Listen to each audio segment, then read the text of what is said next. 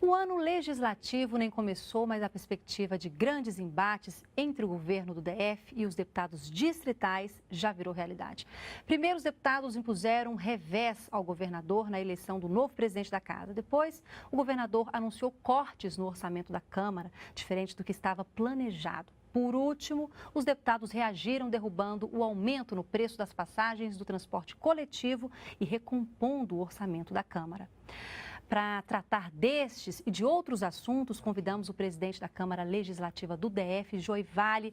Boa tarde, presidente. Muito obrigada pela participação com a gente. 2017 vai ser um ano de confrontos entre executivo e legislativo? Não é a questão do confronto ou da disputa entre executivo e legislativo, porque toda vez que nós temos um embate entre poderes, só tem perdedor, não tem ganhador. Logicamente, o que é normal é um poder legislativo autônomo, mas também harmônico. Autônomo no sentido de que ele tem suas decisões ligadas à representação que faz das pessoas, né? Nós somos representantes, nós legislamos e nós fiscalizamos. Então, essa é uma lógica que nós estamos imprimindo, ter vida própria do poder. Né? Na democracia, os três poderes, eles são autônomos, mas harmônicos. Então, nós queremos essa autonomia a ponto de não se transformar numa oposição sistemática.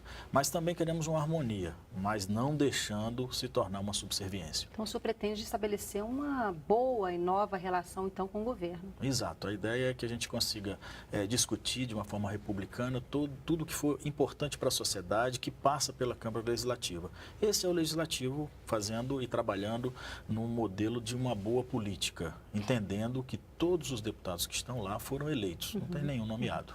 Agora, como é que é possível conseguir esse meio termo, essa boa relação? Se, por exemplo, o governador disse há pouco, né, que as medidas são irresponsáveis que a Câmara anda tomando, inclusive ele disse que é ilegal, abusivo e completamente desconectada da realidade financeira do DF e do Brasil a questão da derrubada, né, do aumento do preço das passagens.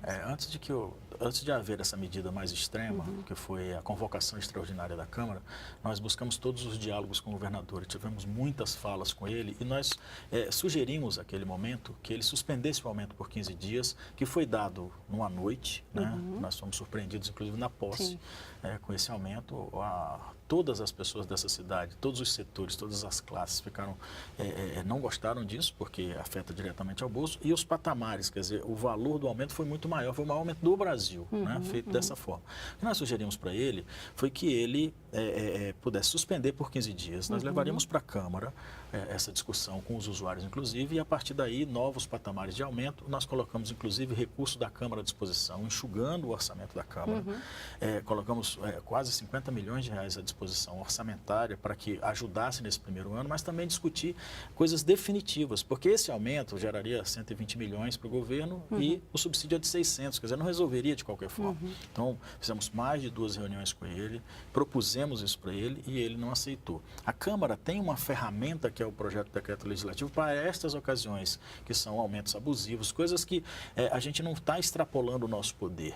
Ou seja, não é ilegal. Né? Não é ilegal, há uma questão legal e eu acho que essa questão da irresponsabilidade, quando se fala isso, né, o chefe de um poder falar da irresponsabilidade de outro poder, é no mínimo deselegante. Né? Mas nesse sentido, a gente já conversou, já explicou todo o processo, já fomos ao judiciário também para explicar o que fizemos e a base política e legal está no documento, no PDL, que foi muito bem trabalhado. Nós criamos um grupo de trabalho com a participação das pessoas, das entidades, das universidades. Fizemos 2 semanas de discussão na Câmara e finalmente marcamos essa sessão com bastante tempo para o governo voltar atrás no sentido desse diálogo que aconteceu. Ele não voltou atrás, nós lançamos mão da ferramenta que estava à nossa disposição, levando em consideração que algumas etapas na colocação, na forma como foi feito o aumento, não foram cumpridas. E só para esclarecer, o senhor acha que então o que deve prevalecer é o aumento das passagens ou a derrubada e quando isso deve acontecer? Porque já teve a derrubada, mas as passagens ainda continuam. O que nós achamos que deve prevalecer o bom senso dentro do modelo legal, né? A gente sempre trabalha na legalidade.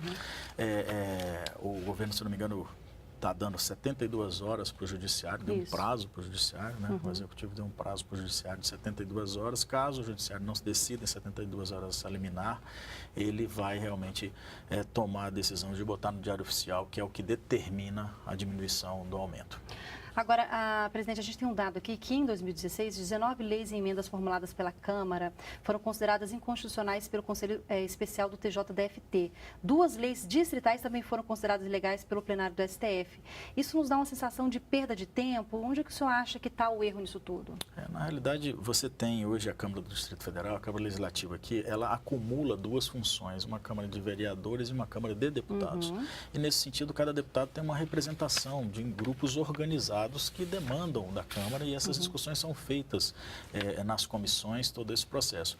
Logicamente, quando você tem uma lei declarada inconstitucional e há uma inconstitucionalidade clara, isso não deve ocorrer e não deve passar pelas comissões da Câmara. Mas tem leis que existe uma dúvida e aí a Câmara entra, a Procuradoria da Câmara entra para provar e já aconteceu, por exemplo, de nós derrubarmos essa questão das ADINs. Mas, de verdade, no universo de leis e discussões que a Câmara faz, nós estamos pontuando indicadores que dizem, olha, eu fiz 200 leis, 3 foram consideradas inconstitucionais, 10, 20. Então, na razoabilidade, o indicador deve falar. Nesse balanço, o indicador deve colocar para a gente isso daí. Se houve muitas leis acima do previsto, que é normal acontecer pela própria representação dos deputados, a gente está corrigindo, colocando mais peso nas comissões de mérito e nas terminativas. Presidente, só para a gente encerrar, esse corte no orçamento, esses cortes que foram feitos, dá para tocar a Câmara com isso? Sim, nós estamos trabalhando nessa nova gestão um modelo austero, né, um DNA de austeridade, justamente buscando diminuição de custos e acoplando o orçamento ao planejamento para que a gente possa ter condição de enxugar isso tudo. E bem rapidinho também, dá para a gente incluir a questão da água na pauta também, do racionamento, da preservação? Na próxima segunda eu queria até inclusive convidar todos os telespectadores aqui para que na próxima segunda de tarde compareçam à Câmara. Nós vamos fazer um amplo debate, discussão sobre essa questão do racionamento e uma compilação de todas as leis que já existem nessa direção. Tá certo, presidente. Muito obrigada pela participação com a gente. Eu que agradeço.